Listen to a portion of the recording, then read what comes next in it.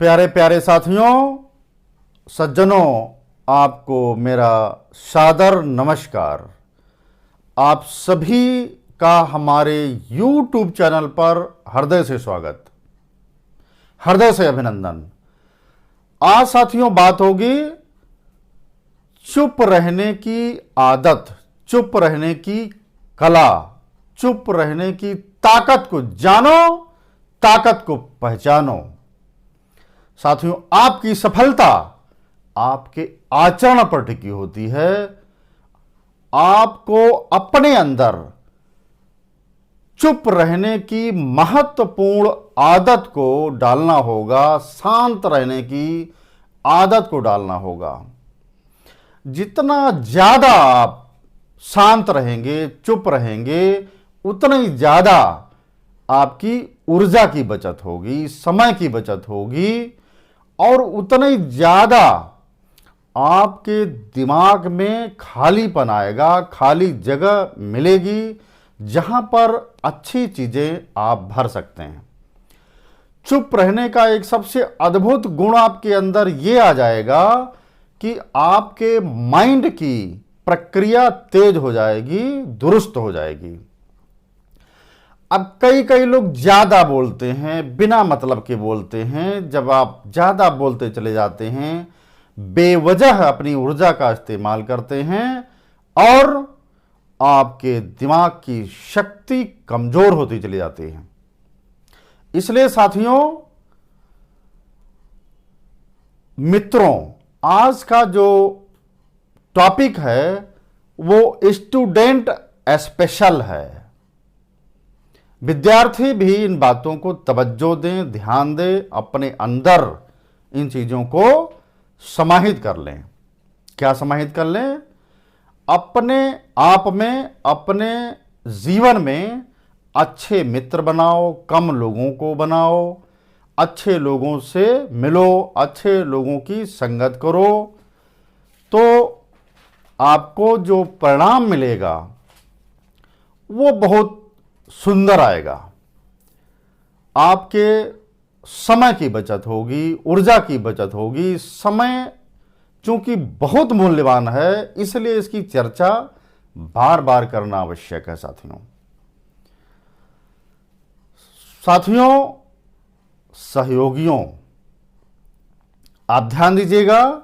जब आप मिनट बचाते हैं, जब आप मिनट बचाते हैं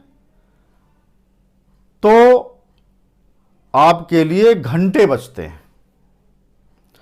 जब घंटे आप बचाते हैं तो आपके लिए दिन बचते हैं।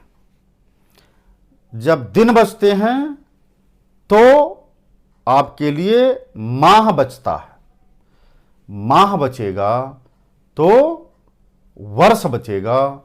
जब वर्ष बचेगा तो सुंदर जीवन का निर्माण आपके लिए होगा। इसलिए समय की वैल्यू, समय के मूल्य को पहचानना आवश्यक है। अब कई साथी, कई लोग ऐसे होते हैं, अपनी तुलना दूसरे लोगों से करते हैं। ये नहीं करना चाहिए। इसमें आपका केवल समय जाया होगा, क्योंकि हर व्यक्ति का जिंदगी अलग है, हर व्यक्ति का जीवन भिन्न है, सभी की सोच एकदम डिफर है। इसलिए जो आज का व्यक्ति है, जो आज का मनुष्य है, वह अपने दुख से दुखी नहीं है, परंतु वह दूसरों के सुखों से बहुत ज्यादा परेशान है। पड़ोसी कितना आगे बढ़ गया, मोहल्ले वाले कितने बढ़ते आगे जा रहे हैं, रात दिन पड़ोसी का चिंतन मंथन चलता रहता है। मैं नहीं बढ़ पाया, पड़ोसी ज्यादा बढ़ गया। इसलिए मनुष्य क्या है साथियों, ईर्ष्या दोष का शिकार बन गया है। हर आदमी के अंदर ईर्ष्या भाव भरा पड़ा है कि फलाना कितनी तरक्की तक कर गया और उस तरक्की के पीछे कितना उसने समय दिया, ऊर्जा दिया, इस पर उनका ध्यान नहीं जाएगा। केवल ध्यान जाएगा कि तरक्की हो कैसे गई, और लगातार अपनी तुलना गैरों से करते हुए आप पाओगे।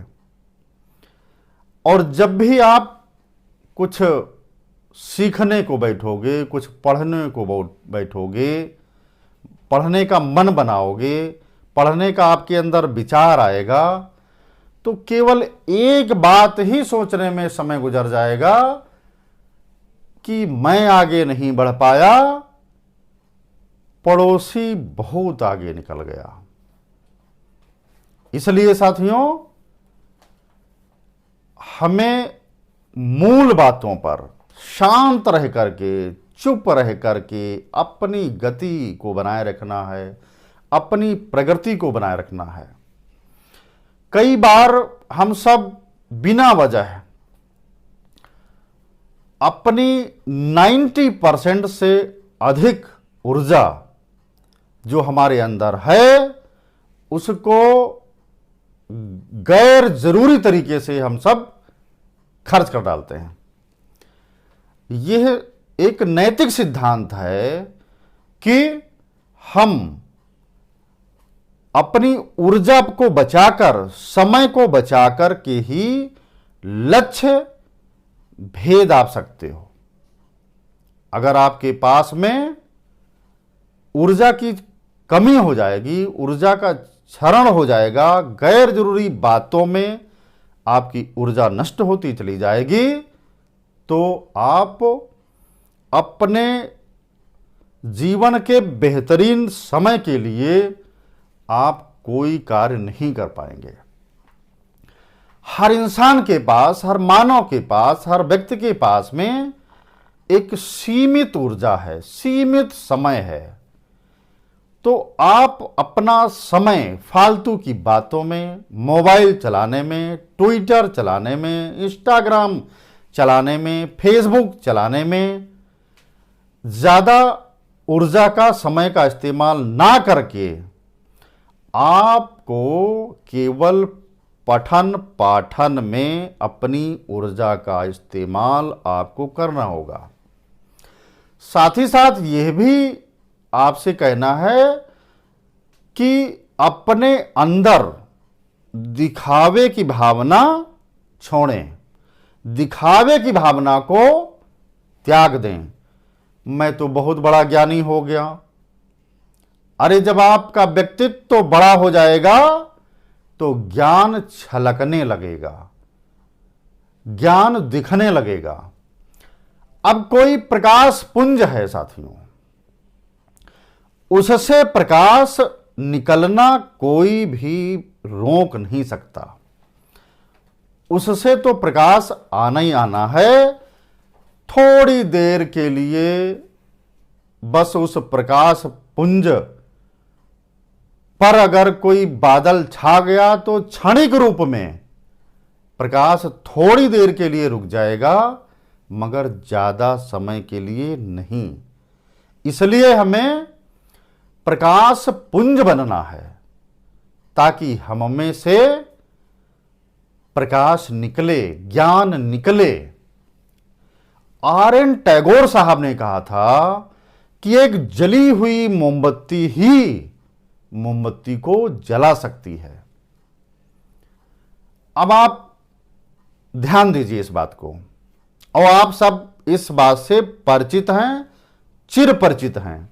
गांव में आपने बच्चों को लट्टू चलाते हुए जरूर देखा होगा। जब लट्टू चलता है और अपनी जब संपूर्णता की गति में होता है तो ऐसा लगता है कि वह स्थिर है, वह शांत है, लेकिन वह अपनी अधिकतम रफ्तार में उस समय होता है। इसी प्रकार से आपके अपने अंदर ऐसे ही मनोभाव होने चाहिए कि आपकी गति प्रगति तो अधिकतम रफ्तार से हो रही हो, लेकिन वह शांत रह करके आपकी रफ्तार को, आपकी प्रगति की रफ्तार को कोई जान न पाए, समझ न पाए, लेकिन आपकी प्रगति शांत भाव से चुपचाप तरीके से हो रही हो, दिखावा उसमें कतई ना हो और आप प्रगति करते चले जाओ। साथियों और बच्चों, एक बात मैं ज़रूर कहना चाहूँगा, वो इस टॉपिक की, इस एपिसोड की आखिरी बात है। एक बीज जब अंकुरित होता है या उसका आकार बड़ा होता है तो क्या उसमें आवाज होती है? नहीं ना, उसमें शांति होती है, उसमें शांति का भाव होता है। साल दर साल बाद आप ये पाएंगे कि एक छोटा सा पौधा बड़ा पेड़ बन जाता है, बड़ा वृक्ष बन जाता है।